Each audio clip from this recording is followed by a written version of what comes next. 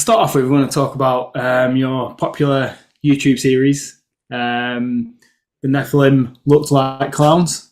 So we're just curious to know, and our audience curious to know, what what is a link between the Nephilim and clowns, and how did you sort of come up with this theory? Okay, so that's kind of a. Well, where do I even start with this? I've tried to tell this story 1,000 times, um, and I always end up going on for way too long. So I'm going to try. I'm going to try and shorten it down so we can talk about other things today if you want to get to that. But the Nephilim like clowns is basically a theory I came up with in 2016, around the time of the creepy clown sightings that were happening, where people were dressing up like clowns on street corners and just scaring the crap out of people for some odd reason. And the media basically picked up on it really.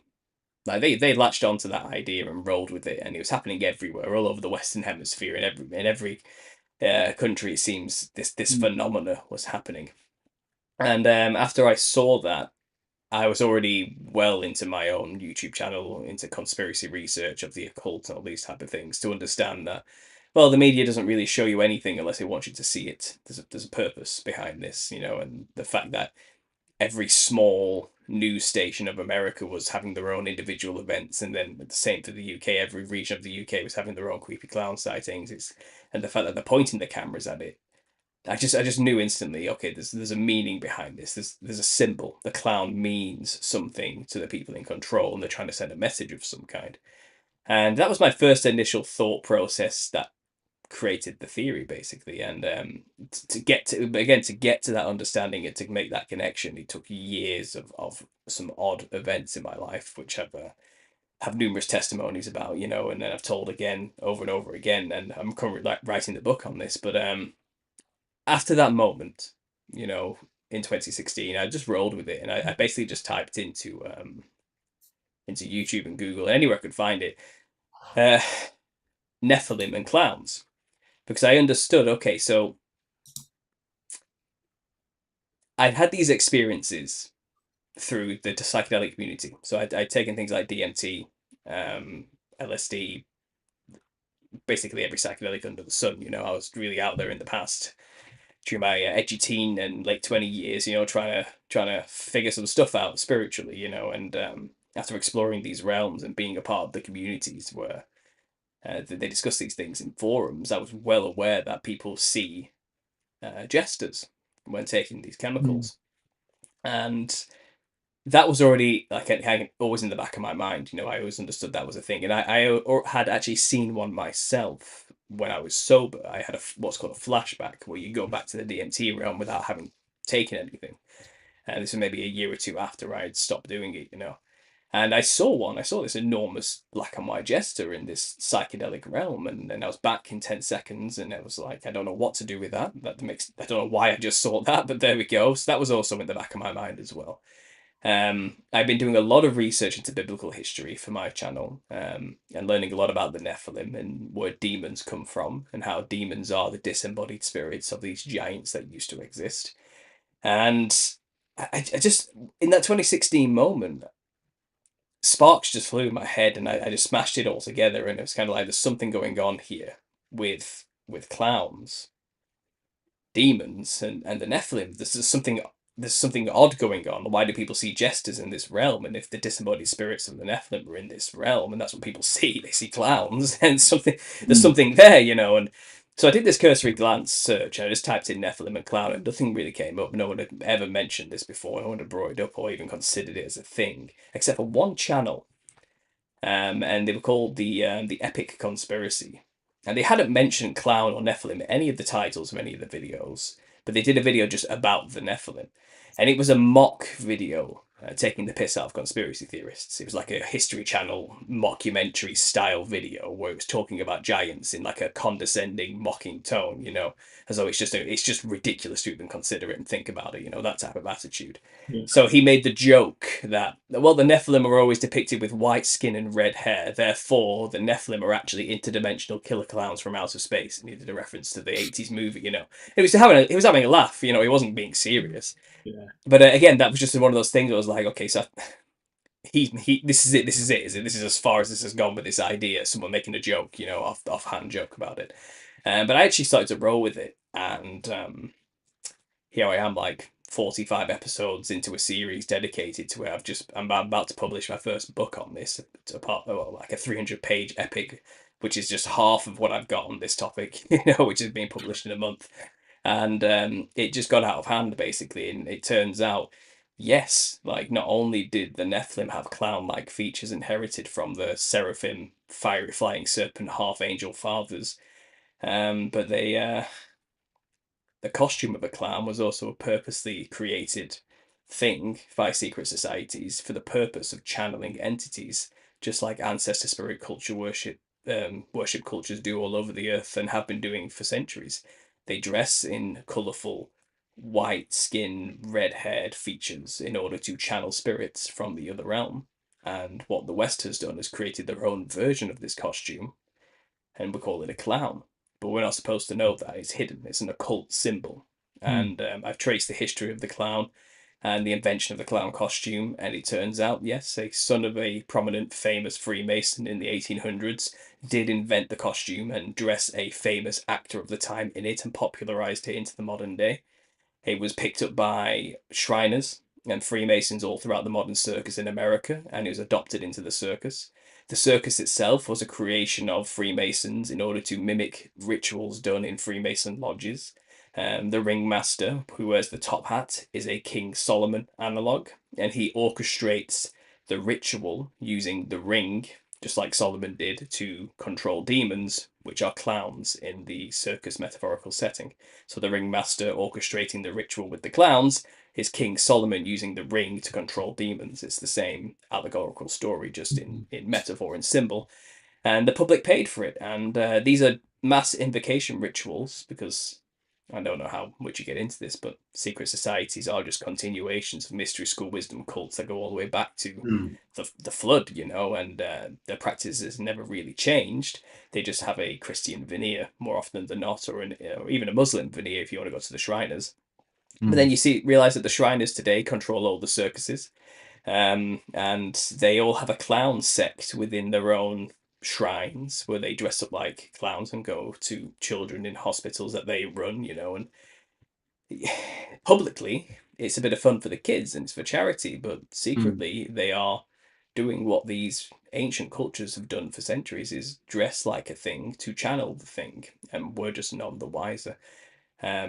Dressing like a clown is no joke, is what I've discovered. It's actually a very serious ritual everywhere else in the world. It's just an occult symbol for us. So yeah, historically speaking, the evidence is there that it was purposefully crafted for the purpose of channeling demons in the West without the public realizing it. And in a way, it is still done today. The practice is still done today. The secret to the music industry isn't having any talent or knowing the right people necessarily. It's just dress like a psychedelic clown monster and you will end up being elevated and put in the spotlight and made famous, because they want more people emulating that look. Because the more people they can get dressing that way, then the more channels they're opening for the demons to inhabit this realm. And you have to wonder, when you look at the clown world we live in the culture at large, and the ultra left-wing liberal types who are, I like to call them multicolored collective, and the way they dress and what they do to their own bodies, you've got to wonder, in light of this theory, what the spirit behind these things truly is, and it's kind of, is it the spirit within trying to manifest physically through the vessel they're possessing? Or are they dressing that way, unwittingly channeling the entities? Is it the chicken or the egg situation? It's a lot of things start to click into place when you start perceiving the world with this lens of the Nephilim clown. And I find it's a great way of reaching a lot of the psychedelic community, obviously into the Jungian archetypes of the collective unconscious, and they've always been told, well, the jester they see in these realms is just like a wisdom representation of their own collective psyche of humanity, and it's there to teach them to not take life too seriously and to face their own shadow and do the work necessary to free themselves of their preconditioned notion. I don't know, they go on and on with loads of pretentious nonsense to explain away these jesters, and what I'm trying to say is they're not some invention of the collective consciousness of humanity. They are tangible entities separate from ourselves with a history and a reason for being there, and they are not your friend. They haven't When you took DMT, did and you saw these jester-looking entities, did they interact with you or anything? Like I said, luckily when I did all these psychedelic exploration. I did it for years at uni, 4 years non-stop microdosing LSD every day, taking DMT and salvia and whatever I could get my hands on, and I was smoking cannabis every single day for 8 years straight. I was basically just an addict. In hindsight, I've been completely sober now for well, I quit cannabis in 2016, so 8 years, and I haven't touched anything since.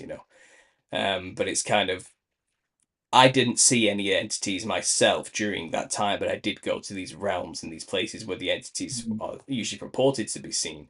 In hindsight, I'm wondering if I was being protected in some way, because I'm a Christian now, and I found faith for all of this and left all that behind, and maybe Jesus was stopping me from being accosted by these entities in some way. I don't know, but I only saw them afterwards when I wasn't taking the drugs. It's kind of like, again, in a protected environment. I was projected straight into the astral realm, and I was looking up at a giant jester made of black and white fractal patterns with this huge purple grinning, big bulging glowing eye thing just looking down at me, and it's kind of like, I don't know what to make of that then, and I still don't know what to make of that now, or why I saw it necessarily then. But it did feel like it was more like all right, Paul, you want to know a thing or two? Look at this, and it's kind of like I was allowed to see it, and it says, okay, now roll with it and see where your research takes you. And like I said, it's serious. This is actually this is quite a serious situation. And a lot of people, when they hear, the Nephilim look like clowns, they don't really understand what I'm about to tell them. I don't think they quite Right, yeah, because grasp a lot the of topic. Yeah. people will find the connection, right? And Hmm. the clowns, similar to lots of things that definitely in the West traditionally we do, we sort of do them, believe in them, accept them without really asking the question. And like you mentioned, if we do ask the question about clowns, you sort of get given a very basic answer in response to, well, why are clowns a thing? Because it's such a crazy fantasy just to make up off for anyone just to randomly make up and Mhm. produce. Well, I can give you the brief history of the clown if you want, just to kind of Yeah. to just tell you, even it doesn't matter which way you look at it. Like, clowns have always represented demons. They have always been that, and you just don't know it. But it's not actually really hidden unless you just have to go looking for it, and you'll discover this is the case. And it's kind of, there are cultures in the world, like in Bulgaria, we have something called the cookery. Now, the cookery is like a yearly party that they put on where they dress in these wild, hairy beast costumes and do dances and shake bells, and they say they're warding away evil spirits for the winter, and it's to protect the Mm, village. And you ask them, like, oh, why do you do this? Where's it come from? And the answer you usually get is, oh, it's just tradition. mm, We just do. I don't know. It's just tradition. Like, well, it's what we do here. It's just, and they don't actually know why they do it. What I've been doing and what my work is all about is going back to figure out where all these things come from. mm, And no matter what, every time it always goes back to a veneration of the wild man in Europe, or basically the Nephilim. If you keep going further and further back, these are representations of Nephilim creatures that you find in all these cultures who are dressing in these costumes. And there's ways about it. In Europe, it's traditionally thought of as apotropaic, so they believe they're dressing like the thing to scare away demons or to confuse entities so they don't interrupt the ritual or something like that. right. So they do it as like a protective means. I'm dressing like a demon to scare away the demon. And that's a very like simple summation of what they're doing. Is they have their own complex reasoning, sure, but that's the gist of why they're doing it. Most everywhere else in the world, especially south of the equator, but most every other culture and every other continent do not see it that way. They dress like the thing to get in touch with and to channel, to become a vessel for the thing, to be possessed by it. That's why they dress like something. That's why they wear masks. They wear them to be taken over by the entity it represents in the spirit realm. It's only really us who have this odd view where it's kind of, oh well, like Halloween, you dress like monsters Mm, and demons to scare away monsters and demons in the spirit, and it's kind of like such a naive, stupid way of viewing it. Dressing like a demon is not going to scare a multi-thousand-year-old demon that's been here for watching us forever. They're not stupid, and it's naive and just pathetic to actually think that's the case. And people don't like that I'm just casting such a horrible aspersion against deep cultures as they perceive them, but mm, they're not as deep as they think they are. Is what I'm learning, and no culture, no race is free from this.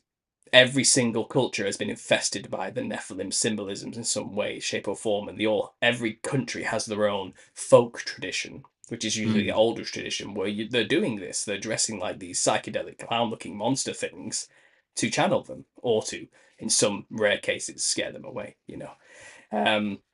So that's that. Fundamentally, what I'm saying is the clown has always represented the demon. So in a European sense, where we get a clown costume in the West today, it is mainly coming out of European medieval tradition, which is the Commedia dell'arte, which came from Italy.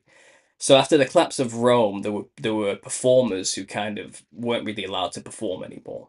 The highly Christianized, Catholicized area of Rome kind of saw actors as prostitutes. They were a frowned Right. upon thing.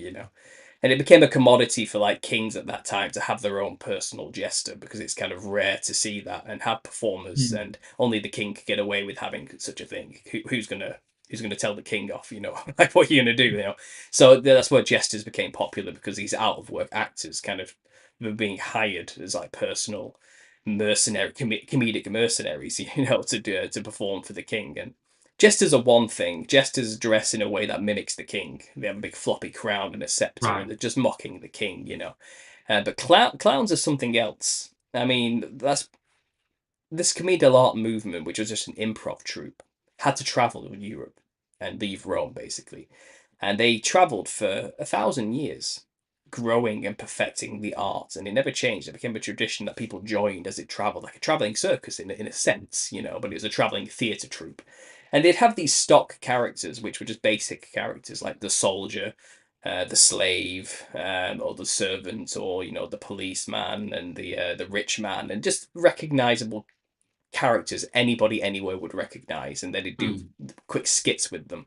But then coming out of the medieval period, a brand new character randomly got added in like the 1500s, and it was weird. It was a weird character called Harlequin, or Arlecchino in Italian, and it's just such an odd thing. It was this like brutish, beastish, vulgar character who was rude and crude with a club, and had this horrible, angry looking mask on with its nose pushed up and a horn sticking out of one side of the mask, and it had this tattered white rags on with multicolored patches just sewn all over to it. And it's kind of like, well, these are stock characters that are usually part of the cast. And this member became a stock character because this troupe had spent hundreds of years realizing everywhere we go, every culture has this tradition where they dress like a wild, hairy beast monster and have a wild party just before the Lent period, and then usually fast for like 40 days or something afterwards. But beforehand, they dress in these monster costumes and they look crazy. They look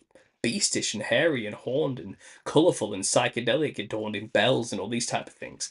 So they introduced that into the stock character of the travelling troupe with the Comédie de l'Art, and it was called Harlequin. Now, it was named Harlequin because in France there's a specific version of this wild man giant beast with a club called Helikins. So Harlequin, Helikins, you kind of get that mixed together. Mm. And so it was based on the French name primarily, but the wild man was everywhere, and every culture has their own version of the wild man, because everywhere in Europe was dealing with the Nephilim at some point in the ancient past, which were giants who were hairy and had clubs and looked crazy and weird, and psychedelic in nature. They looked like clowns, as I'm trying to explain to you here. They had an odd look to them, so people mimicked it and put them into their rituals. And these ancient folk traditions are like echoes of something from the past. They tell us something about what people witnessed at some point to emulate and mimic. And so we should take it seriously when you realize there's a repeat pattern across a huge swath of land like Europe. It's all very similar. It's kind of like they must have all seen something very similar then, and they all contended with giants. And that this is just Europe. This is everywhere. This is not. No, I'm just talking about Europe. This is every continent. Um, Africa, Australia, the North and South Americas, all of like Asia, India, everywhere. This is everywhere, and this is just our flavor of it, the Yeah. European aesthetical flavor where we get the clown as we know it from. But it's Harlequin was a wild man. Harlequin was quite literally modeled after the Nephilim, so he was a demon. And that's the point. His character was to play the demonic role in the play. He was the magical powered, quick witted, fast, fleet of foot, crude, nasty, evil character who was just like witty and sharp and would use his stick to like poke it up people's backsides, and it was a phallic symbol modeled after Yeah. Dionysus, for because you had the South Mediterranean culture mixing with the Northern Viking cold Mm. cultures, and you get this thing, this mashed together version called Harlequin, but it's basically the brutish giants of the north mixed with the gods of the Greek and Roman pantheon like Hermes and Dionysus, and you get Harlequin. So Harlequin through and through was a literal representation of the Nephilim, of giants. So there you go, that's Harlequin. That's the first proto clown.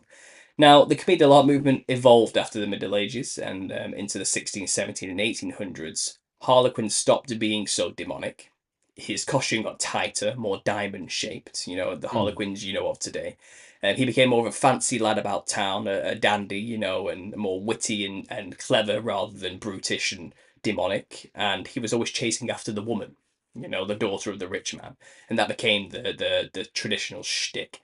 So the rich man had another servant character called Pedrolino, and this is the clown. This is where clown comes from. It's modelled after Pedrolino. And Pedrolino was just a zany character, yes, he was there for comedic purposes, but he was kind of the dumb, slow to the uptake kind of character, the foil for Harlequin's quick, sharp wit. He was Mm. really smart. Pedrolino was really dumb. They're both servants of the rich man. Harlequin steals the daughter of the rich man. So that means the rich man's stuck with his dumb servant Pedrolino, and he has to chase after Harlequin to get his daughter back. And that was always the routine. That's the basic routine that they just followed over and over and over again, and then comedy ensued. It was like a Looney Tunes chase type of thing, where they were jumping through windows and through Yeah. trapdoors and doing all sorts of crazy stuff. But as I said, Harlequin got boring. He wasn't so edgy anymore. And it was kind of, whenever this happens, there's a void. Something has to fill it. There always has to be Mm. this demonic, evil character. And Pedrolino ended up falling into that role and taking over as the demonic role, because the British version of this Italian tradition called the pantomime introduced the clown as we know it now. They took that Pedrolino character and turned it into a psychedelic monster, basically, and Mm. it was acting like the British version of Pedrolino acted like the original Harlequin, like a demon, like a demonic character. So they changed the costume as well, it turns out. And at this time, there was the son of a very famous Freemason called Charles Dibdin. So the father was called Charles Dibdin, and his son was also called Charles Dibdin, just to complicate matters, just to make it more convoluted. But the son, who obviously got the job because his dad's famous, got to take Mm. over Sadler's Wells Theatre, where Joseph Grimaldi worked as the clown. And he changed the costume Joseph wore to this psychedelic, fractal patterned, monstrous looking, horrible thing, like the stuff of nightmares. Pedrolino used to just dress in plain, white, Elizabethan servant rags. Right. Just like a big floppy ruff, loose white clothing, like this floppy hat that looks like a chef's hat. That's kind of it. That's what Yeah. Pedrolino has been for like 1,000 years. And suddenly, bam, costume change in the 1800s. The son of a Freemason just dresses him in this psychedelic, frilled looking crazy thing. And it was unheard of. It's like, what is going on? This has never happened before in the history of theatre. Like, you're changing the costume of a character. Like, what you. The character is the character. You can't do that. And people say, well, he was trying to make his mark on the industry, a young up and coming producer and playwright, wanted people to recognize his shows, so he had this special clown. But when you actually look into it, it's kind of no explanation is given for where the inspiration came from, just that he came up with it. But where, why, how? Never mentioned. I did find one brief mention in a book I was reading where someone was saying this kind of looks like the demons of India, and that was kind of it. Mm. He kind of and then he just moved on. But I looked into it, and it turns out, yeah. So Charles Dibdin Senior had a brother called Thomas Dibdin, who was a member of the East India Company, Rothschild owned, by the way, and they were like they pretended to be like a British Navy offshoot, but they were a private company who was colonizing India at this time period. And Charles Dibdin travelled back and forth from India to see his brother all the time.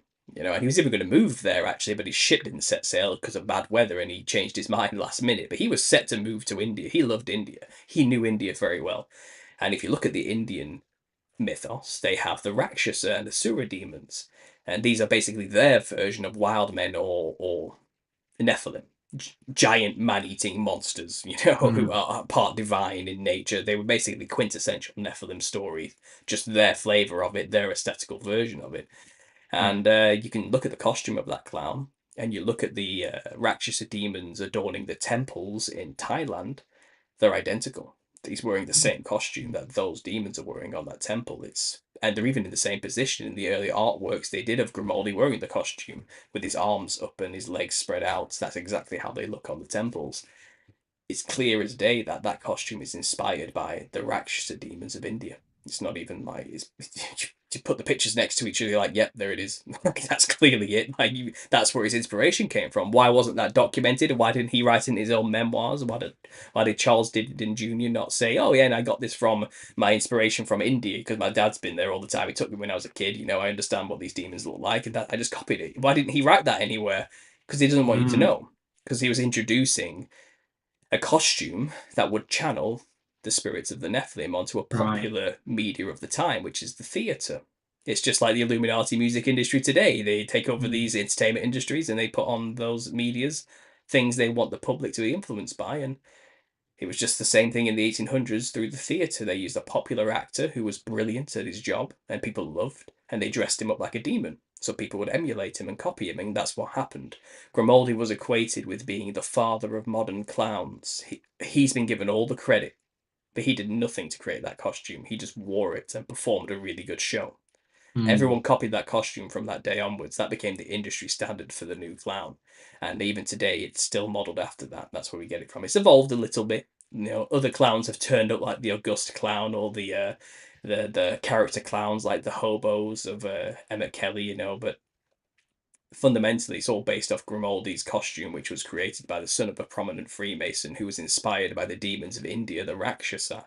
And even then, he took over the role of Harlequin, the demonic character, who was also modeled after the European version, which is the Wild Man.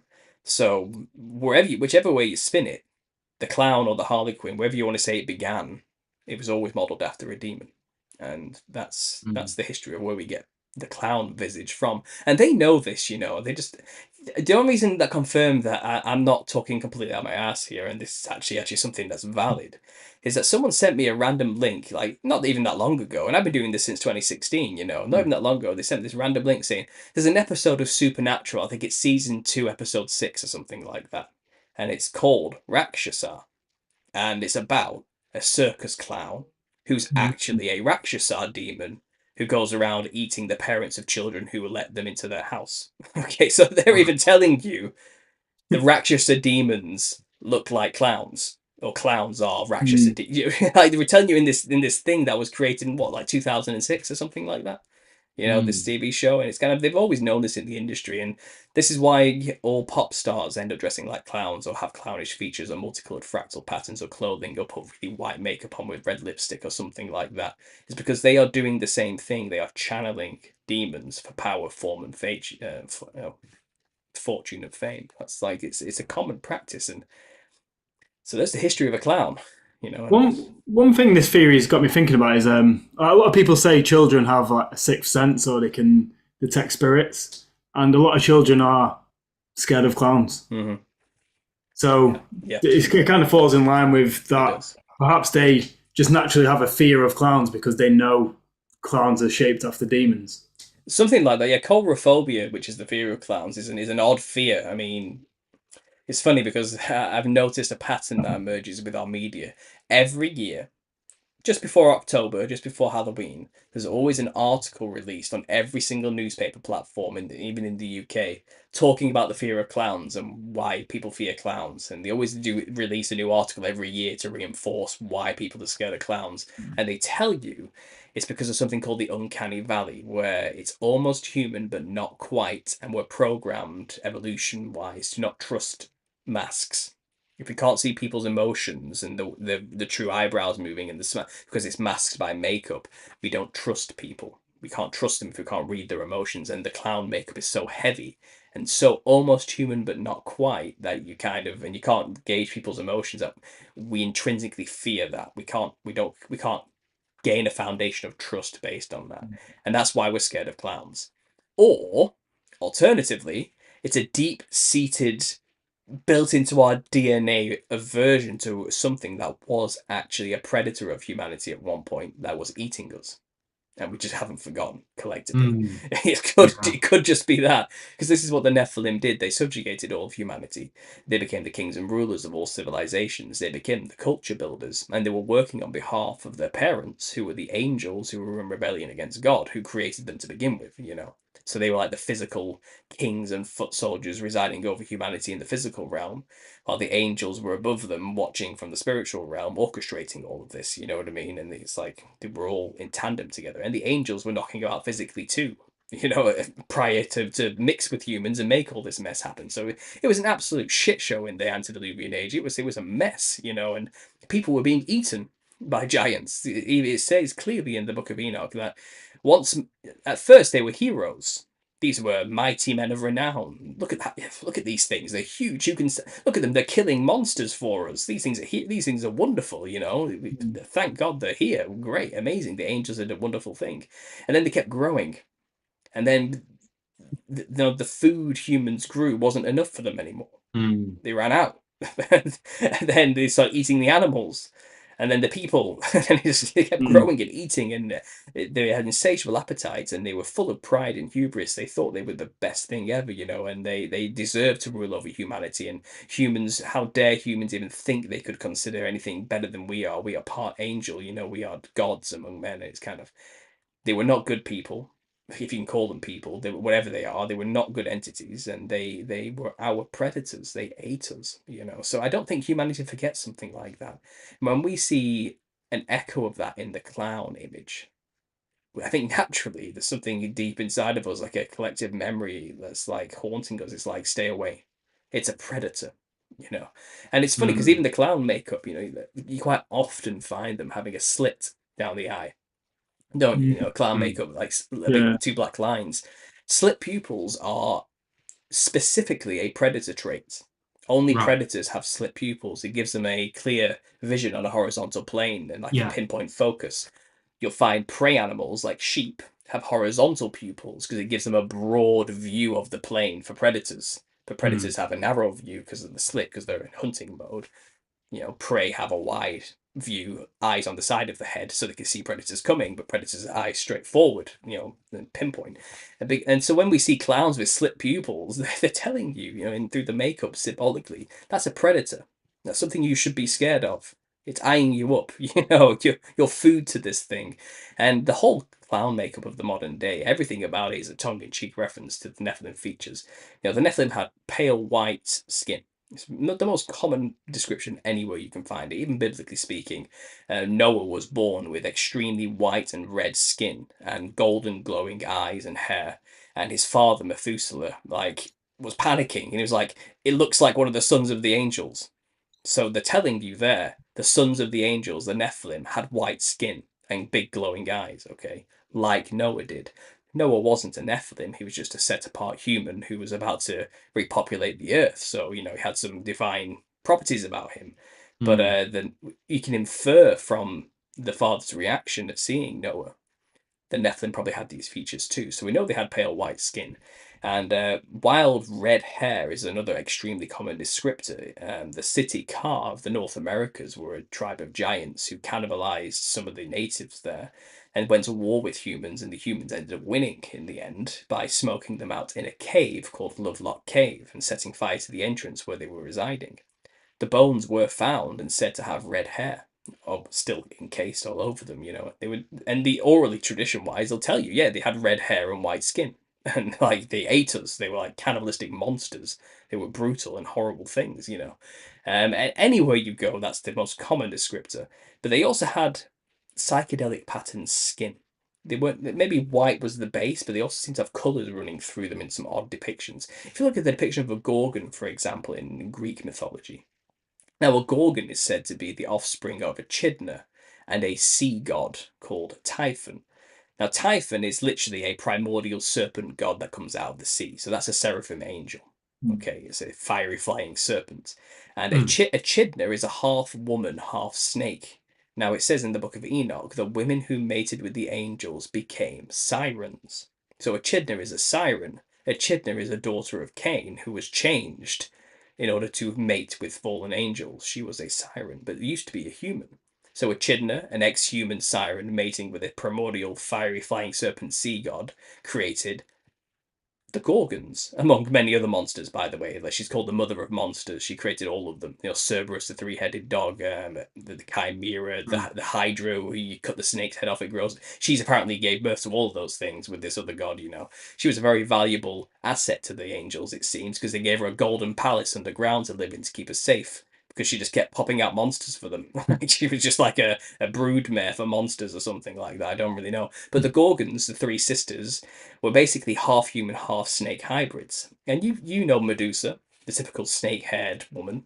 Well, that's not what she looked like. She didn't have snakes for hair. That's a very modern interpretation, actually. You look at all the ancient artwork of Gorgons, which is what they are. They look very human, actually. They have a human body, pale white skin, odd black line patterns all over their skin with red embellishes, a big, wide grin with sharp fangs protruding from the top and the bottom.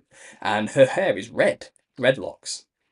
And she's often depicted with wings as well, because she's half angel. Do you get what I mean? So it's a giant, beastie, big, wide grinning, clown looking, bulging eyed, white skinned giant. That's what a Gorgon really was. But we're told today through mainstream media, it was like a green snake woman with snake hair.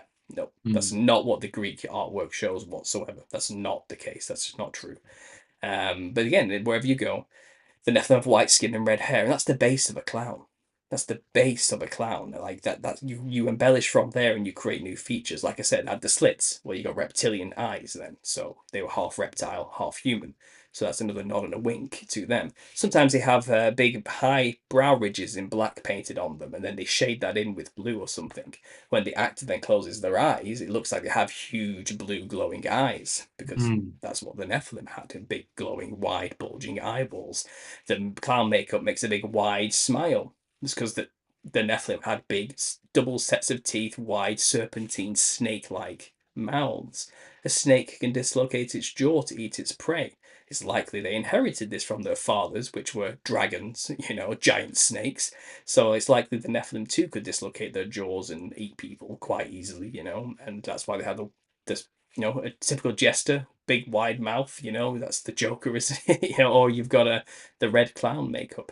Now people say, oh well, the red is to indicate the cannibalistic nature of these creatures digging into a carcass or something and getting covered in blood, but it could just be that this lizard human hybrid thing was basically a reptile with lips. That would look pretty weird, big red lips on a white skinned reptilian skin looking monster. It probably actually had big red lips, and it would have looked very weird and terrifying, and that's why clowns also look pretty terrifying when they make a really thin smile, with these lips. Right. The red nose, which clowns typically wear, you're told, oh, some angry circus boss pushed one of his staff members out into the ring during a show, and he was wearing a costume he tripped over, and he burst his nose, and blood went everywhere, and all the Germans there were laughing, going, ha ha, August, August, which means fool, fool, and everyone loved it, so it became a staple thing to clowns to have red noses. It's like, that's just...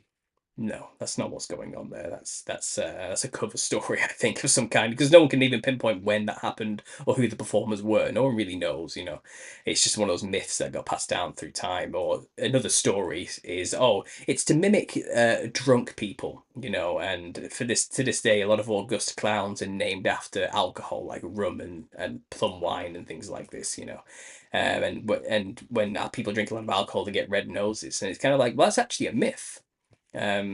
Rosacea and big, horrible, bulbous red noses, people always equate that to being a drunk, People who drink a lot in bars, old men in bars get those things. And it's actually nothing to do with alcohol. Medically speaking, it's a genetic condition that you either have or you don't, and drinking will not change the fact whether you have rosacea or a red bulbous nose. It's called a rhinophyma when old men get those big, bulbous red noses, and the only cure is to shave it off with a hot wire and resculpt the nose. There's no going back with that, and it's a genetic thing. It's actually a part of a genetic condition called the curse of the Celts. I actually have it, but it manifested in me because I'm primarily Northern European, and it's Northern European men who get it primarily. Any race can get it, but it's really, really strong in like really pale white people from as far north, you know. It basically means I got the iron problem. I can't process iron correctly. So I just keep holding on to it rather than getting rid of it, to the point where rust builds up in my body and kills my organs if I don't get my blood removed to take the iron out regularly. So this is my version, and it's a genetic thing. You only get it if two parents have a specific gene and they come together, and then even then there's only a 25% chance it'll manifest. Well, people with rhinophymas have this other version of the same condition where they basically get extreme end stage rosacea. So they get really red cheeks and blotches over the skin, that blister, it gets really bad, and then eventually gets to the nose, and the nose just keeps getting these blisters, which then heal and then grow new blisters, and the nose just gets bigger and bigger and bigger, and it gets really, really painful and horrible and disgusting and pus filled, and it looks like they have a giant red bulbous clown nose, and it can literally look like a giant red ball on the nose, like it can look like that, And remember what I told you there, it's primarily pale-skinned people who get this problem, and the Nephilim were the whitest of the white. They didn't have white skin like me. They had white skin like this cup. They had like paper, vampiric, deathly ashen white skin. It's likely they also probably had extreme rosacea as a result, and the bigger Nephilim, the older Nephilim, may have developed huge, big, red, bulbous noses, because it's a real genetic condition we can still see happening today. Just Google it, and it's real. It actually happens. So I believe that's a likely explanation for why clowns develop this red nose eventually. So, have you done much research into why, especially in the UK, we celebrate Red Nose Day? So, well, yeah, but you have to wonder now, don't you? yeah, exactly. Yeah, exactly. I mean, it's an invocation ritual. They're getting people to dress like the Nephilim in order to become stronger channels for them. They are mirroring something in the spirit realm, demons, because the Nephilim, once dead, the spirit stays here. They're stuck here on Earth without a body. They don't sleep, they don't rest, like humans, as it says in the Bible. We go into a state of rest, or if you want to get to eschatology and theology now, we go to heaven we either go to heaven or judgment or at the end of time. And there's people have argued it, but we don't wander the earth when we die. They do. Okay, they are stuck here, and that's where demons come from. So once the body's dead, the spirit's still wandering around, and they have all these urges that they can't satisfy because they haven't got any senses to satisfy them with. They haven't got a mouth, tongue, fingers, eyes, ears, nose. They can't do anything, but they have these desires. They hunger and they thirst with no stomach or mouth to satisfy any of it. You know what I mean? And that's why they want your body. Your body will give them the means to experience those things through your senses. They're going to live vicariously through you, And when people dress like clowns, well, you're mirroring something in the spirit realm, and you're creating a channel. You're like the spirit realm's here, we're here. When you dress like a clown, you open a channel between the two. You're mirroring them, and you're getting closer and closer till you're almost touching, and then they can get through to the other side into your body. That's the practice. That's the spiritual law that all these other cultures have been utilizing forever, because there's benefits to allowing a demon in. It's like it's a contract. It's like, okay, I'll let you in my body. I'll let you use my senses to experience things you want to feel. And the deal is the demon will say, well, I want you to murder people and drink blood and eat people because that's what I like doing.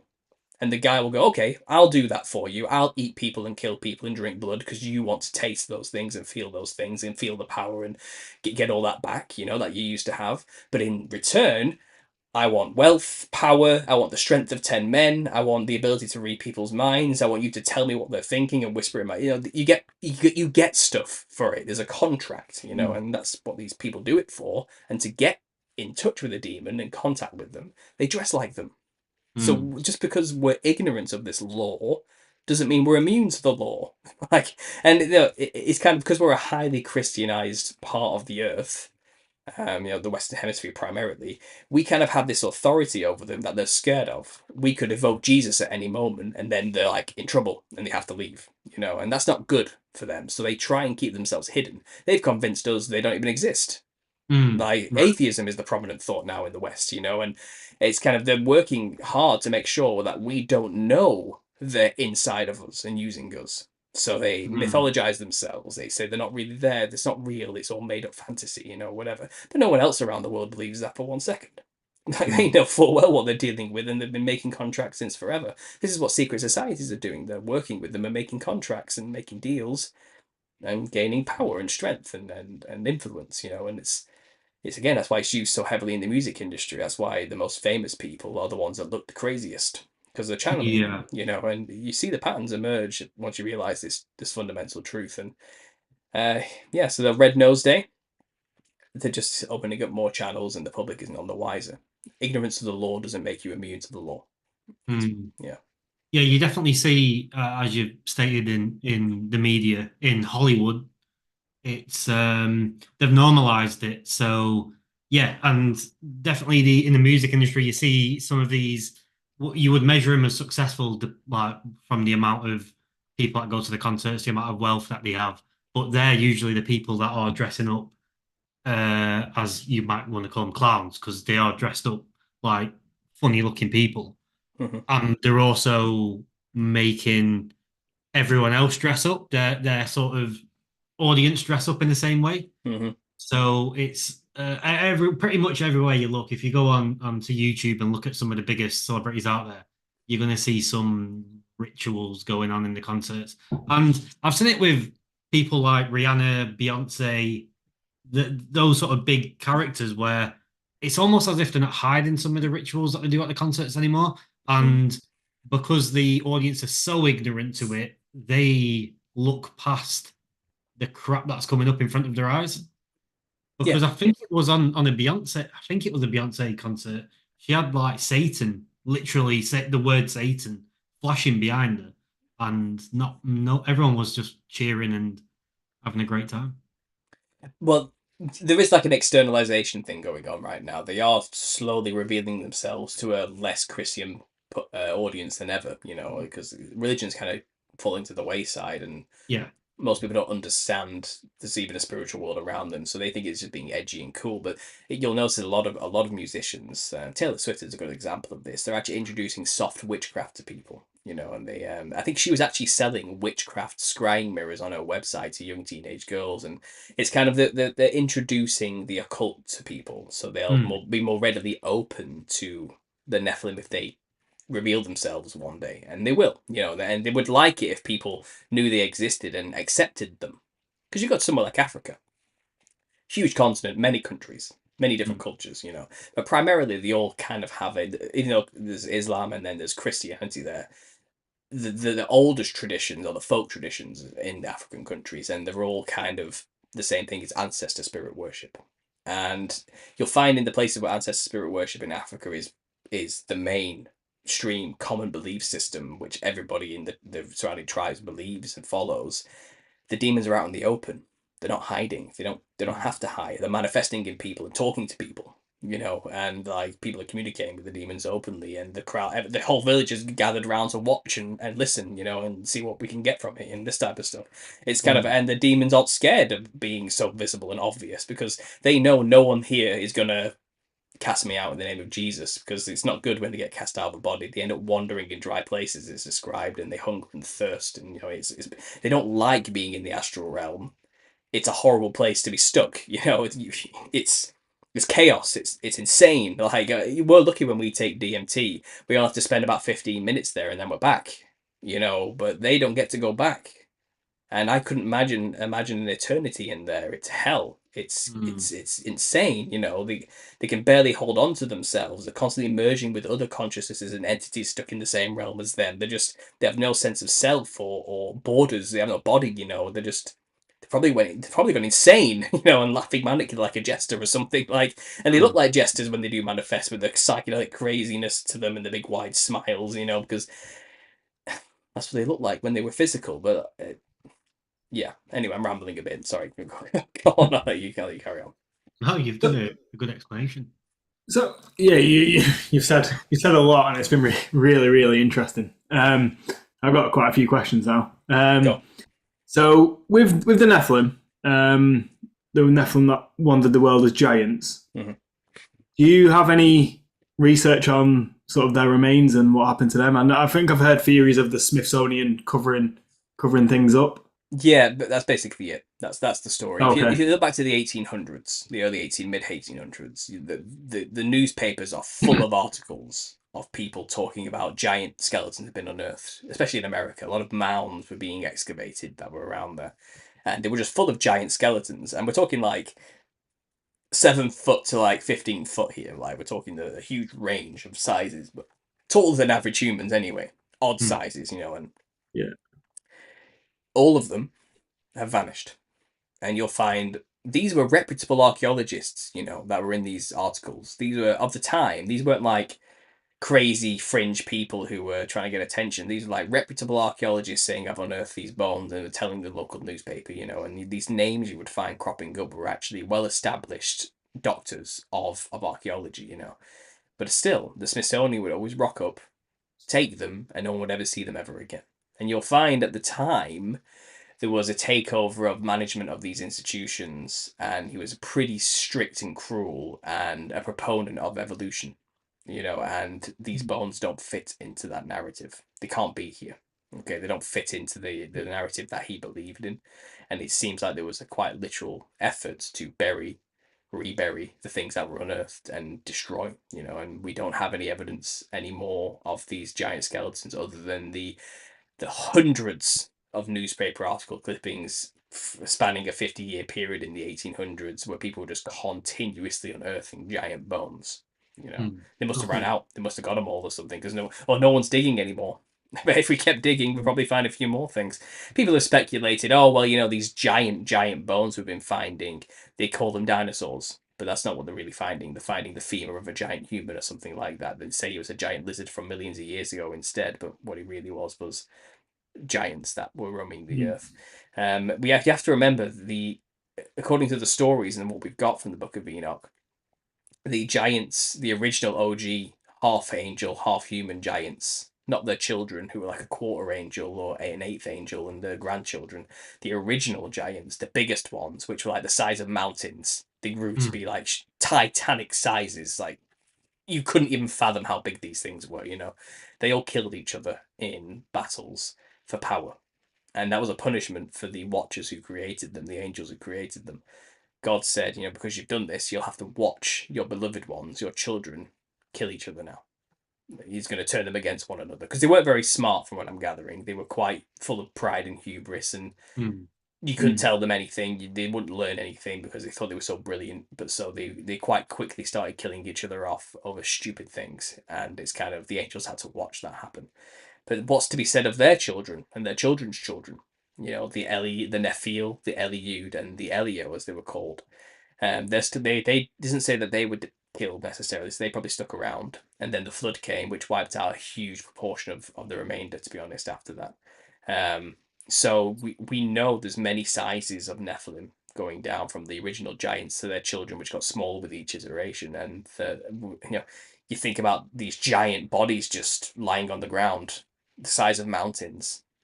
Even a flood probably wouldn't shift them; they just stay stuck there. Well, people theorize they are the mountains today, Hmm.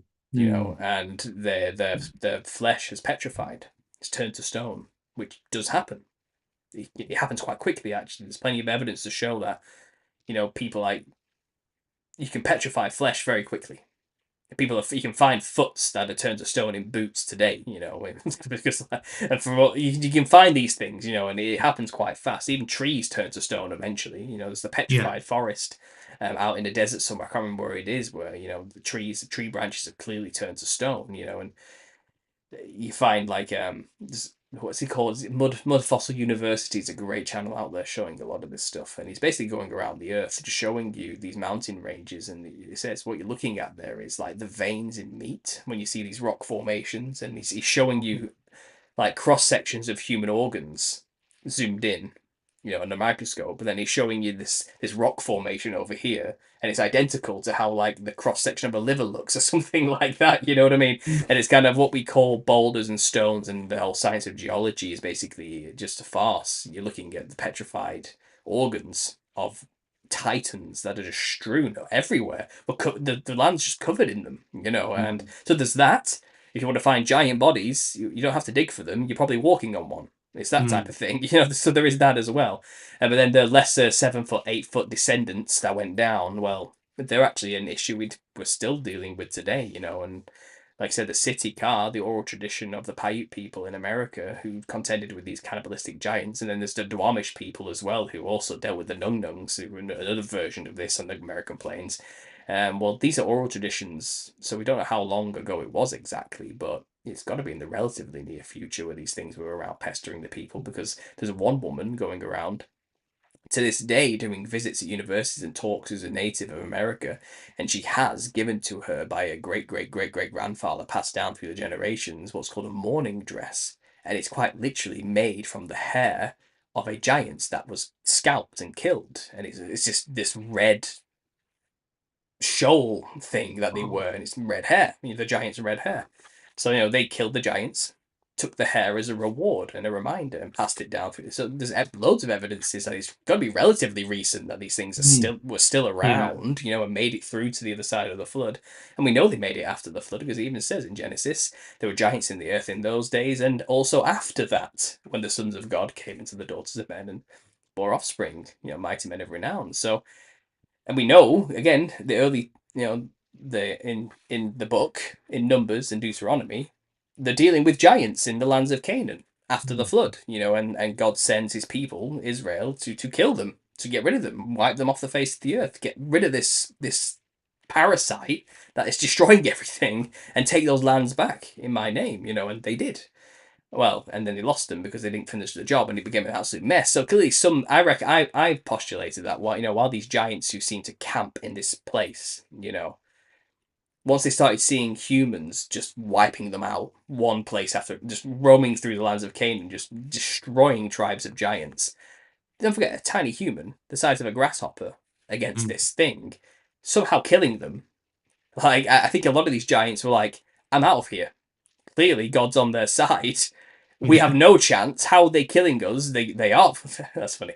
So they are, they are killing us here. So I'm not sticking around to find out what's going to happen to me. I reckon a lot of giants migrated out of Canaan before their time came, and that might explain why they're all over the place and people were still dealing with them. It might explain the giant of Kandahar incident, where one just came out of a cave in Kandahar randomly in Afghanistan and wiped out a platoon of American soldiers.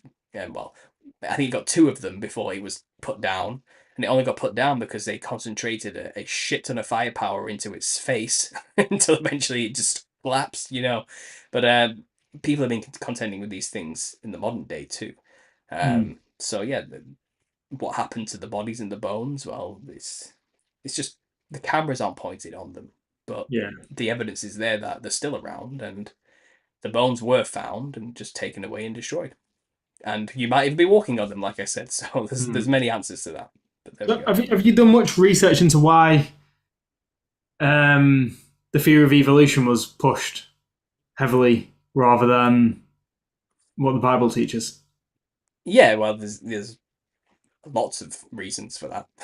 And again, it's something I've covered quite a lot. I made a video not so long ago talking about these stories we've been told as children, about, we are a insignificant mold growing on a not very special rock, floating around a pretty standard small subpar sun in a pretty average small galaxy surrounded by billions of other galaxies in a vast infinite expanding universe, and like we're pretty insignificant. If anything, we're like kind of like a cancer destroying the resources we have, which are finite, and not only that, but it's billions and billions and billions of years old, and we have these dinosaur bones everywhere which were already extinct and wiped out, and that's what's coming for us soon, by the way, because we're no different than the last things that they've done, this insignificant tiny little speck in the middle of nowhere. And it's kind of everything about it is just so degrading and defeated, and it makes us seem so insignificant and pointless and stupid, and what's the point of going on anyway? It does nothing but foster nihilism, and that's take away our hope. Yeah, that's useful, isn't it? And then when you realize the biblical perspective that we are an enclosed system, I'm not going to call it anything. I'm not a proponent of like the flat Earth movement as a coalition movement, because there's a lot of ridiculous characters involved with all of that, which are purposely there to make it seem all so stupid. But I would say I'm a biblical cosmologist, and it's an enclosed system. It's not vast infinite space that goes on forever, but it's finite and held within a certain confined region, and it's solid, and it is what it is. And it's possible that what we call space is actually vast infinite water, which again is, and there's loads of reasons for that, but evolution just plays into that role, doesn't it? That there's no God, basically. It's all just random happenstance chance where everything just comes after the other in random formations and trying things out. Whatever works sticks, and then mutations go on from there until you get what you get today, you know, and it all comes from one amoeba or something billions and trillions of years ago that eventually branched out and became all these other things. And it's and you get a lot of apologist Christians out there who are trying to say, no, that's what the Bible's saying too.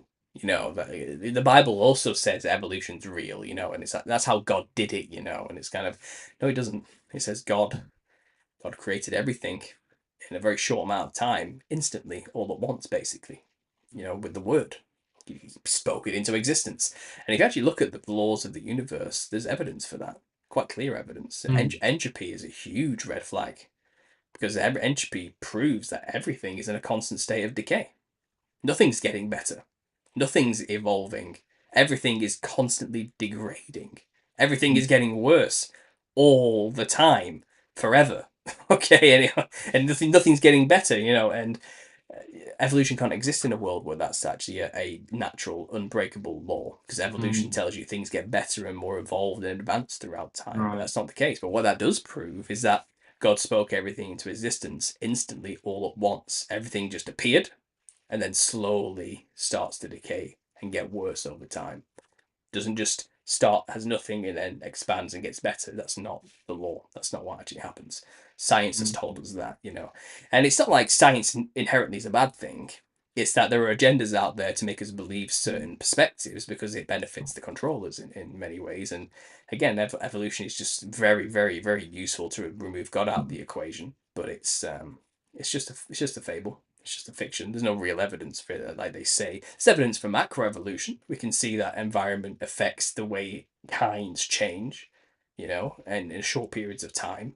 But long-term evolution, where things dramatically change over millions of years, you know, even the carbon dating methods they use to claim these vast swaths of numbers like billions and trillions of years, it's kind of, they're making it up, because carbon dating is not that accurate whatsoever. It's not even close. In fact, they could carbon date a live squirrel and it'll tell you it's 40,000 years old. You know what I mean? Like, it's stupid, because the dating atoms and everything's made of carbon in some way in this world. So it's kind of, and plus they give you these big numbers, don't they? Like trillions and billions of years. It's because you can't understand that. You can't.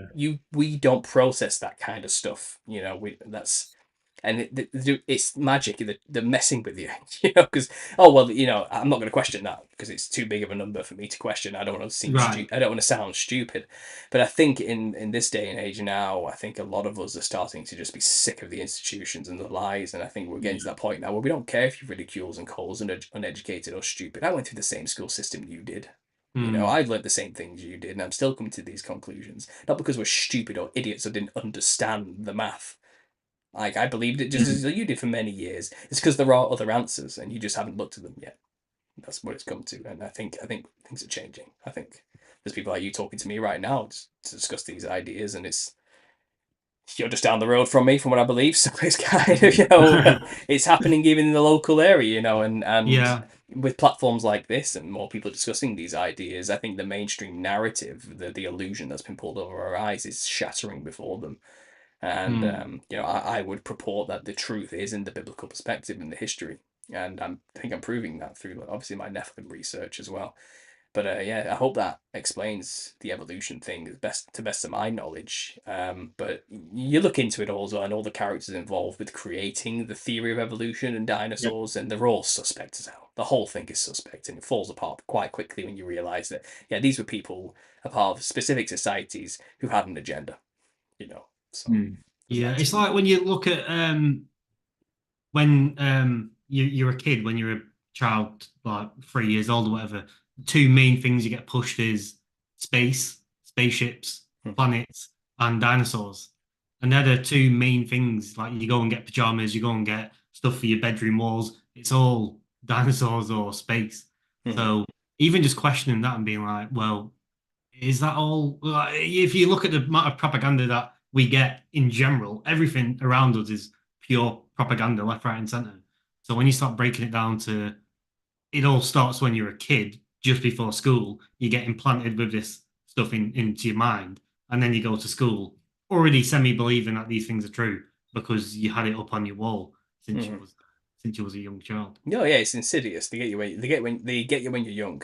That's for sure, Mm. and that's on purpose, you know. And it takes. I think everyone's going through it, and I think everybody gets to a point where they start to question, like, wait a minute, do I really believe that? Is that what I really believe? Because when you say believe, I think a lot of people never actually stop to say out loud what they think is the case about the fundamental beliefs about reality.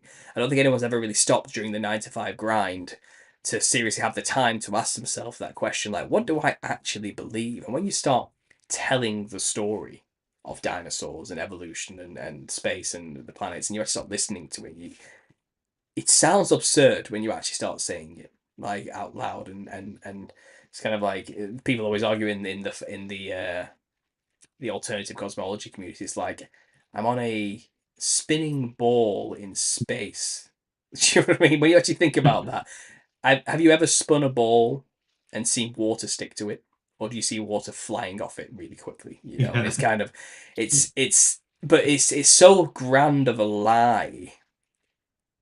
It's hard to break that kind of programming. It's hard to believe you've been lied to on such a mass scale. We're kind of wired to trust each other, and Mm. and this is why I speculate. It's because the people that have done this to us are not human.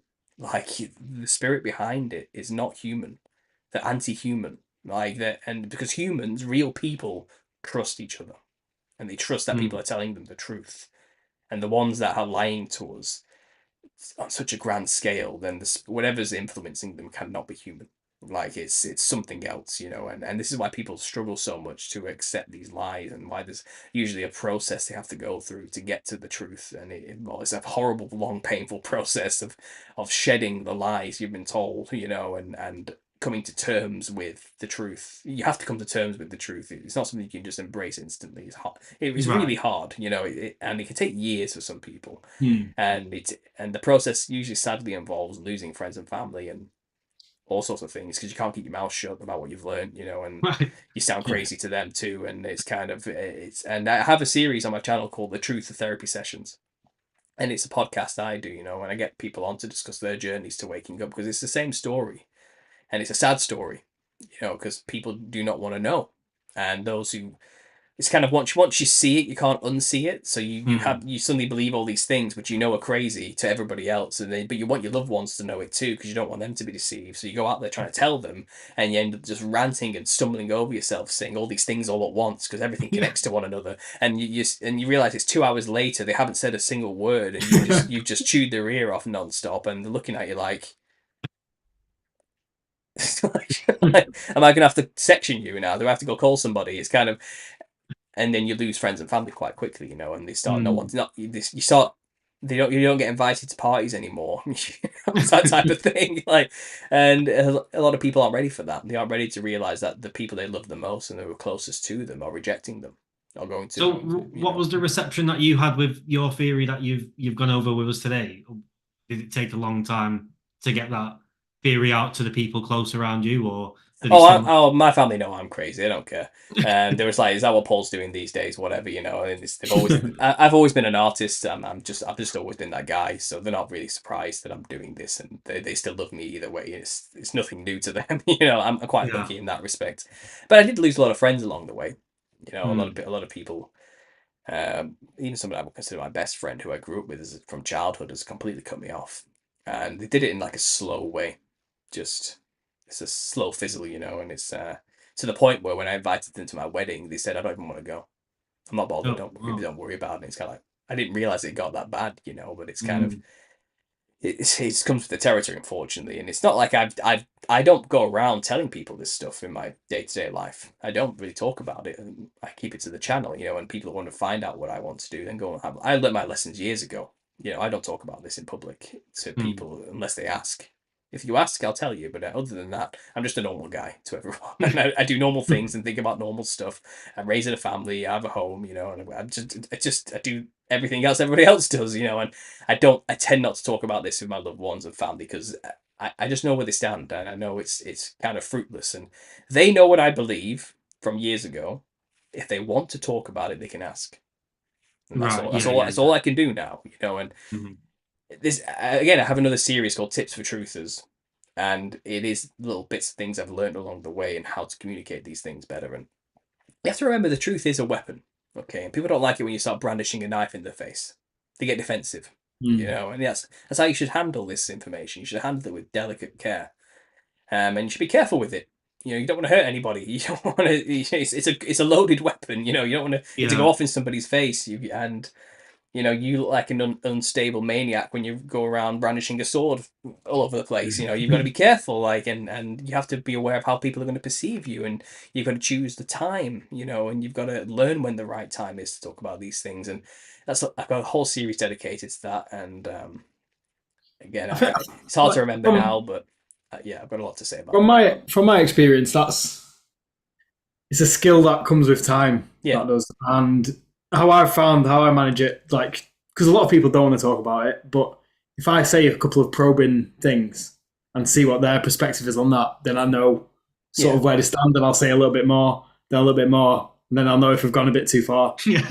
I'll pull it back. It's hard not to go too far though. Yeah. That's a slippery slope. You need to be careful. You need to really because you get excited, don't you? It's exciting to learn about these things. It is, you know, and we get excited, don't we? And Yeah. you've heard me just ramble on then for like 20 minutes straight. You know, I get excited about these things and I want people to know. But you know, when I came to the truth culture in 2012, it was during the end of the world Mayan calendar stuff. You know, and that was my what sucked me in. It's like, oh, that sounds interesting. What's going on there? Why are people saying this? You know, and then you end up learning everything, one rabbit hole to another, and you end up just spiraling, and you learn, oh, everything's controlled, and there's an evil cabal of Satanists running the world, and God's real, and this everything starts coming all at once. You know, but at the time, you know, the videos were terrible that were online. The community wasn't strong in terms of presentation, and a lot of the stuff looked insane. The people talking about it looked like crackpot lunatics, you know, and they sounded like it too. And it's kind of,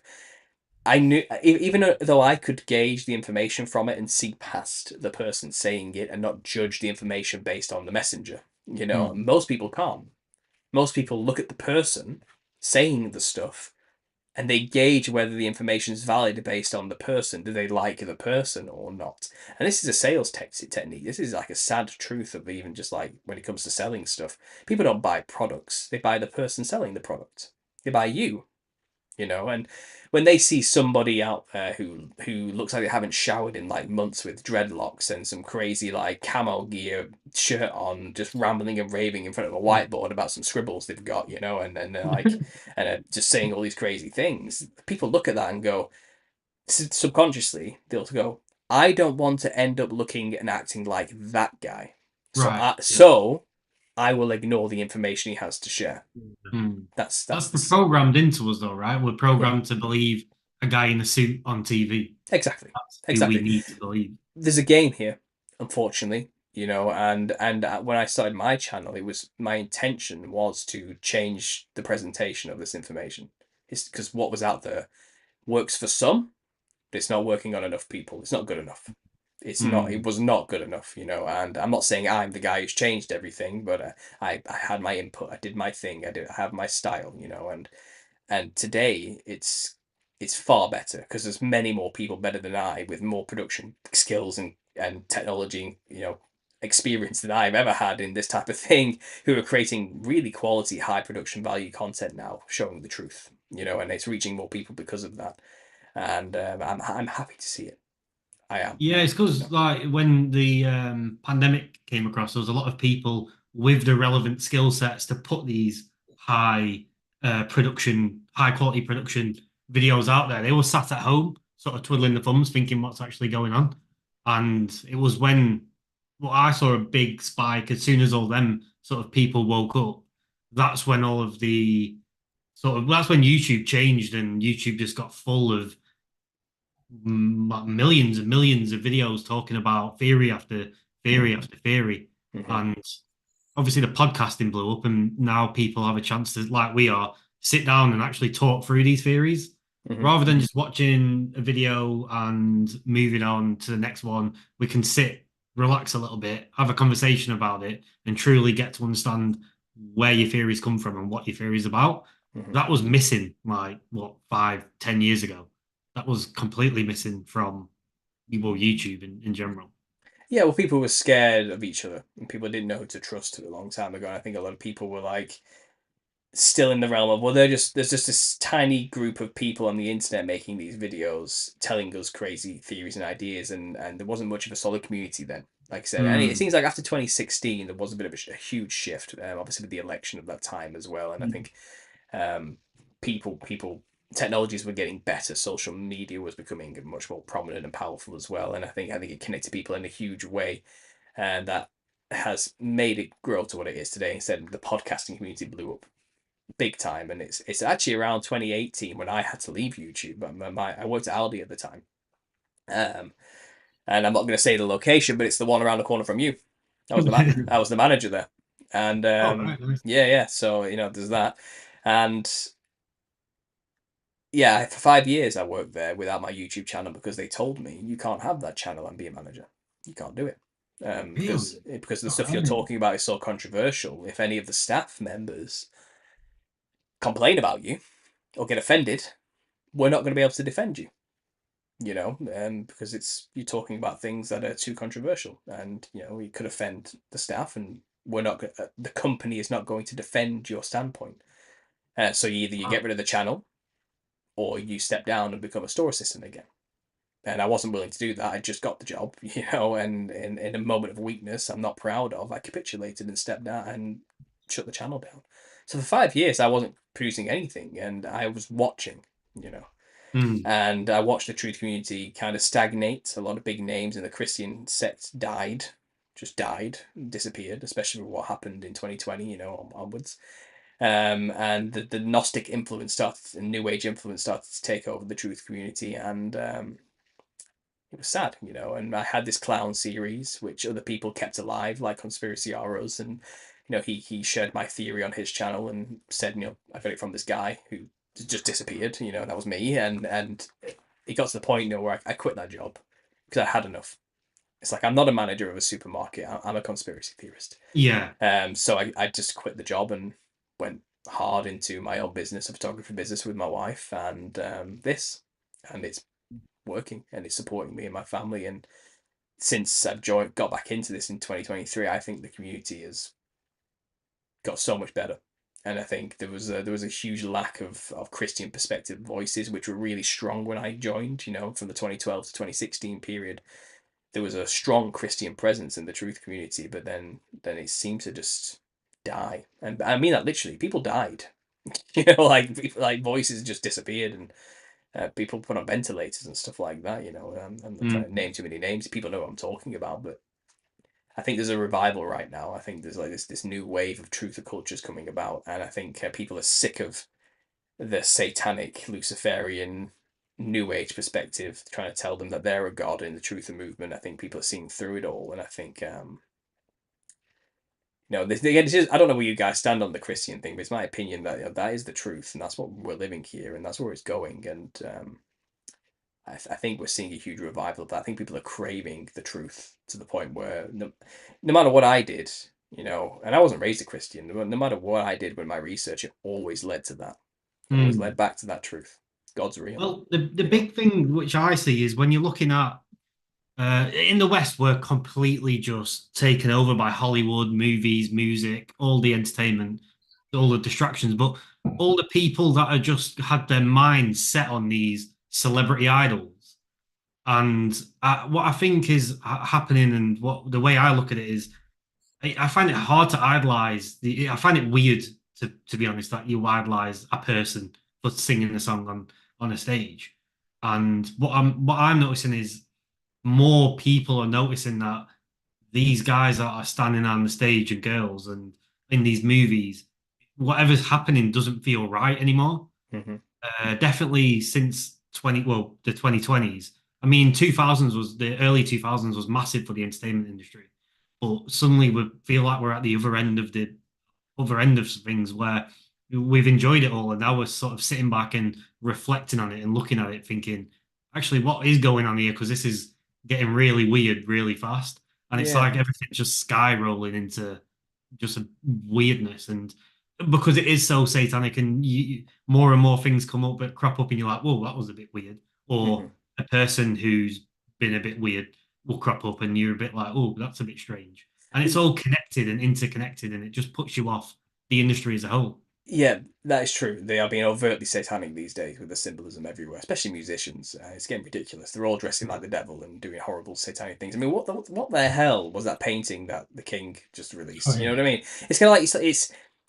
But this is it. Okay, so I've been in the game long enough to understand now the conspiracy, and this is a part of the plan.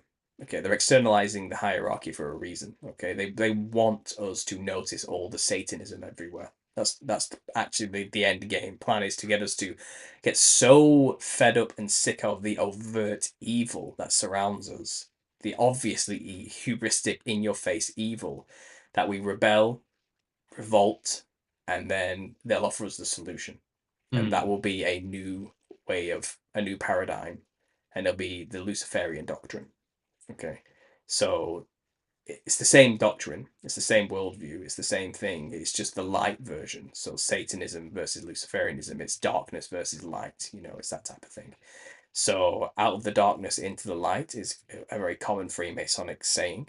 It's what they do in their rituals. They bring their initiates out of the darkness into the light. Well, that's out of the darkness of the old worldview into the light of the Luciferian doctrine. And they're trying to do that to us.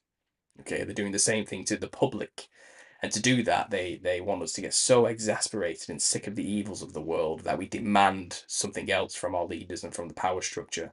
And they will offer us the solution, which will be probably a teacher's going to turn up, by the way, to do this, who will claim to be Jesus or something. There's going to be a huge show. Maybe a fake alien invasion might get played out as well, or something to convince. Or maybe aliens will turn up to give us the new way of doing things. To ascend to become like them, like gods. Or whatever. There's something weird's going to happen, which will bring us out of this mundane, apathetic, satanic, evil world that we're sick of being a part of. And that's the point. That's the agenda.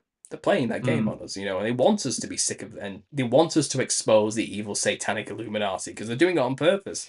They're not like the king didn't reveal that painting because he's and think, well, the idiots won't notice. No, he's like, yeah, yeah, show me to be an evil satanic Sith Lord. Do it. We want them to see. We want them to perceive me like that. It's a game. They're playing Mm. us. It's a stage. The whole world is a stage, and they are the script writers. And they have a script. They're playing a script out. It's all part of the plan, including people waking up. Okay, now, Mm. now this is the thing. Waking up is not the same as being saved. Okay, you can wake up to all the truth in the world, but if you haven't found Jesus, then you're still part of the plan. Still part of the agenda, But being saved is to be not of this world. It's not to keep your eyes on this world or pay attention to the Satan and that type of thing. Obviously, fight against it, expose darkness where it is, but we keep our eyes on things and outside of this world and what's to come afterwards. But if you're just waking up to the Matrix, that doesn't mean anything. That's not Mm. going to save you. I guess it's this. This is a war for your soul, fundamentally, which is why the Christian perspective needs to be understood as when you come into the truth movements. And there's a huge swath of the truth movement which isn't Christian based, which is more primarily alchemical, hermetic, gnostic Yeah. type based, coming out of the new age of the 2016 2014 period. The new age stuff, crystal chakras, serpentine, orgone energy stuff, it's too cheesy. So they've all graduated into theosophy instead, which seems more technical, a bit more advanced, a bit more next stage type thing. And that's where all the New Ages have moved into, but it's still a lie. It's still the promise that ye will be as gods, which is what Satan's promising. Um, it's all the Luciferian doctrine, Like Russell Brand, for example. He's a truther, right? He's a Mm. public truther, isn't he? He's sticking it to the establishment and the man. But he's also a Gnostic New Age Luciferian, but he hides under the mask of Christianity because he's a Gnostic Christian, but his doctrine is Luciferian to the core. But he claims Christ consciousness. Christ isn't a consciousness we can all attain. Christ is the savior of all humanity, the Son of God, separate from all of us who we need to get to know and have a relationship with. It's not something to do with the oil in our spine that comes up when our chakras are aligned, activates the pineal gland, and lets us have the consciousness of the Christ's energy. That's not what's going on, but that's what they're selling to us. That's Luciferianism. You will be as gods. You are the master of your own universe. But they're going to sell it to us as a new form of Christianity in some way. A universalist religion. All the religions were right. but they were all wrong about one thing, which is this, and it'll be the aliens or something. I don't know. They've got like A to Z of like files of plans they could do for the end, and they're going to play whichever one fits the time. Yeah, right, because it looks like they're lining up all sorts of different opportunities. Exactly. Yeah.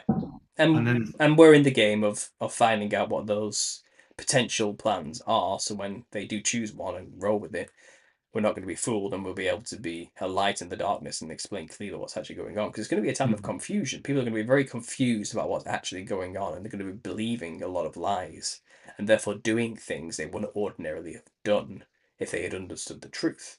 And that includes killing people. That includes murdering people en masse because they didn't align with the agenda or the plan. It's been done before. We've seen this happening throughout history over and over again. Mass genocides of people, and we're capable of it if we've been lied to sufficiently enough.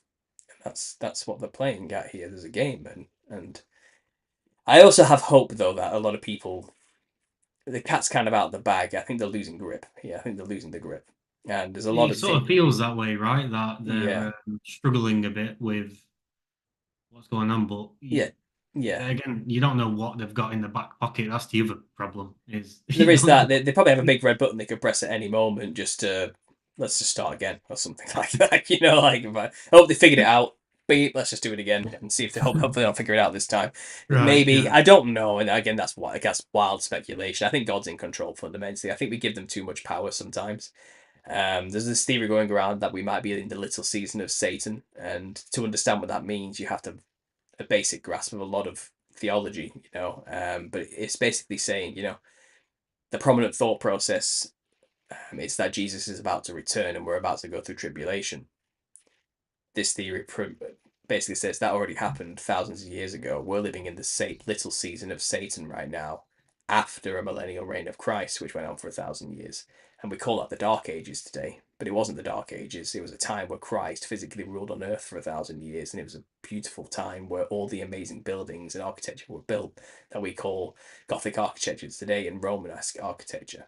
It wasn't horse and buggy people building those things. It was super advanced, born again, light bodied Christ people, who were under the rulership of Christ type of things, the resurrected saints. So there's that going around. If we are in the little season of Satan, then this is a finite, short amount of time where Satan gets to be around making humanity sin again, and become our sin nature. He was bound for 1,000 years during the reign of Christ, so people weren't being tempted or messed with anymore, and humanity reached its full potential as a result. We are not anywhere near our full potential during this time because Satan's around messing us up, But the time is short. All of his secret societies and the people who follow him and work for him are doing their thing, but the time is short, it's limited, it doesn't last forever. So I wouldn't like to say, oh, well, the controllers could just do a reset at any moment. I mean, I think that's giving them too much power. I think, in fact, I think they know their time is short, and I think they're panicking. They're rushing everything a bit. Yeah, I think the little season's almost over, and it's almost the end. What happens when the little season's over? It's a final great white throne judgment at the end of time, and then there's a new heaven and a new earth. God does a real reset for the better. And it's not like this earth gets destroyed. I think it's more of the earth is eternal. I think he renews it. He rejuvenates it. He brings it back to its original state and also purges it of the Nephilim, the spirits, the parasites that are currently infesting it. And that's what comes next. So it's a good thing. Jesus returning is a good thing fundamentally, but they're going to spin it as evil alien invaders have come to destroy the earth. Let's all band together and fight against him. Yeah. That's the agenda. That the alien invasion agenda has been at play for a while, and it makes sense if you consider the little season narrative, because it even says in Revelation that the devil's let loose for a short season once 1,000-year reign is ended, and then he gathers an army, and then he goes to war with the camp of saints, and then fire comes down from heaven, annihilates everything, then everybody's in front of God at the throne in heaven for the final judgment. Okay, so Satan comes and starts a war. He gets an army and goes to war with what's called the camp of saints. The camp of saints is probably where Jesus is with all of his resurrected saints who ruled with him for 1,000 years. He's here on earth somewhere. He's actually here already. Never left. Might be ruling from heaven, but there's a locale somewhere which you can call the camp of saints. A camp of where the saints are, and the devil's going to surround it with us. He's going to get the people convinced to go and make war with it. Or maybe it's not the people. Maybe he gathers his army from Gog and Magog, it says. Maybe that's the Nephilim. Maybe the Nephilim get new bodies. Robot bodies. Transhumanist bodies or something. And he gets an army from all the disembodied spirits together to go make one final battle against God's people, the saints that were already resurrected, and who knows what he's going to do to humanity during that time. Maybe we won't even be around by the time he gets to that. I don't know, but there's a war. It's very short-lived. They don't win it, and then it's the final judgment at the end of time. And it seems like we're on track for something like that to happen. This theory also comes with the speculation that they are faking tribulation-type events. They're making it look like we're living through tribulation. So people think Jesus is about to return and rule for 1,000 years. But if it's already happened, then everything we're seeing is just convoluted, made-up, fake events that are revelation-ish. Enough to convince people that Jesus is about to return, but nowhere near what the real thing actually was. And you can see evidence for a lot of this in what we see today in the media. They're playing us. They are the script writers. They're making up their own history, their own story to cover up that history of Christ and to make us believe we're locked into a fake infinite vast universe with dinosaurs and all that sort of stuff comes into it. All those theories appeared around the same time period, about 250 years ago, when the Dark Ages ended and the Enlightenment period began. Out of the darkness into the light, leaving the old world of Jesus behind and going into the rule of Lucifer. It's all, symbolically speaking, they've been telling us what's going on, and so maybe that's what's going on. I don't know, but what I'm trying to say in a roundabout way is this extroverted, evil, satanic agenda, which we're all seeing now as obvious. That's a part of the plan. Is what I'm trying to say. Sorry, guys, have I blown you away there? No, it's speechless. Sorry, I do go on a bit, but yeah, there we go. What has drawn you to write a book, and when are you hoping to release this book? Okay, so the book is actually just the Nephilim Look Like Clowns research, all compiled into a document. So if anything if my YouTube gets taken away, then at least it's in paper now, whatever it's done. Hard copy. Yeah, and people like to share books, and that's how people learn stuff, not just watching YouTube videos. And what I've created is basically all my research and history of the Nephilim and the history of the costume of the clown and the psychedelic experiences, and all the history is the first book I've just written. It's well documented, it's well cited, you can go check the sources. I'm not just making any of this stuff up, and I'm about to finish it. It's 20 chapters. It says 160 pages on the document, but once that gets translated into a book, it's going to be about 300 pages. That's volume 1. I haven't even talked about yet. The next volume, which is going to get released, is going to be all the ancestor spirit worship cultures all around the earth who dress like clowns to channel things, and also the modern stuff, the music industry, the film industry, and clown murderers, things like that, all the modern examples of how the costume has influenced modern reality. So the first book is called The History. The second book will be called The Now, but they're both titled The Nephilim Look Like Clowns. So The Nephilim Look Like Clowns, The History, Volume 1 is going to be released within the month. I am doing proofreading right now. I literally have 2 chapters left to finalize and proofread. I've already got the book cover sussed and done. It's just translating it into the formatting process I need to do next. I own the trademark now to the Nephilim Look Like Clowns, so I can put R next. All the legal stuff's cleared, so I'm hoping to have it published within the next few weeks. But things always keep cropping up, which delay and stuff like that. But So that's why I'm writing the book, and the support for that's been amazing. I already have 90 people who have pre-ordered. Oh, right. And they get a signed copy of the book. Whichever volume they want, they can get a version of, and they can choose that. And yeah, it's people want it. People are looking forward to it, and it's amazing. And I'm blown away by the support, and I can't thank everybody enough for the support they've shown me. It's literally put food on the table for my family already, and I'm hoping the book is good enough. And I feel like it is. I've put everything into it. It's the first book I've ever written, and well, besides my dissertation, I suppose it's not the first time I've written things, but in terms of publishing, it's exciting. It's exciting to publish a book, but I'm nervous. I think everyone who publishes a book is going to be nervous because there's going to be reviews. There's going to be people who I already have people who disagree with me. Well, yeah, it's not the most straightforward book. Putting it out there, yeah. Exactly, yeah, but it's all whatever. I've always taken criticism, so I'm an artist. With all the knowledge you've shared with us today, I'm sure the book is going to be amazing. I hope so.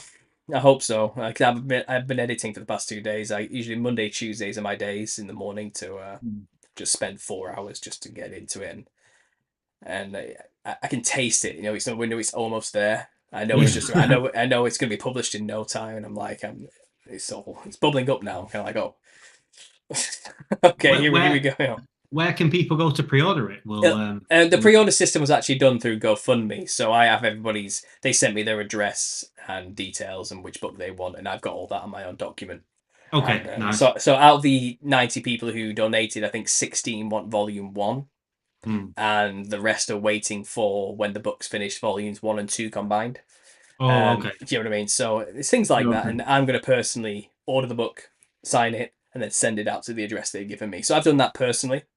I stopped at 90 because it's getting out of hand. It's going to be a lot of books, but I've stopped at that. So that's where people pre-ordered it, but because it's just around the corner now, it's going to be on Amazon. So you can buy the book on Amazon. I don't know about pricing yet. It's something final thing I'm going to figure out when I get to it. But I'm self-publishing on there, and I'm going to do an audiobook as well. Okay, nice. Eventually. Well, as soon as it's launched, send us over the link, and then we can add it onto this when we publish it. Once it's out. Sure thing. Well, yeah, you just follow my channel. I'll be keeping people updated as it goes anyway, and it's going to be an exciting part of the journey. That's what I'm saying. So, well, thanks, Paul. It's been amazing this today. It's been very, very insightful, to be honest. We went through a lot of avenues, didn't we? Yeah. I'm glad you enjoyed it, guys. It's been really good. Yeah, and well, like I said, we're literally around the corner. I should have come round. We should have done this in person. It's happened a couple of times. There was another. The Amish Inquisition is a podcast, and he lives in. I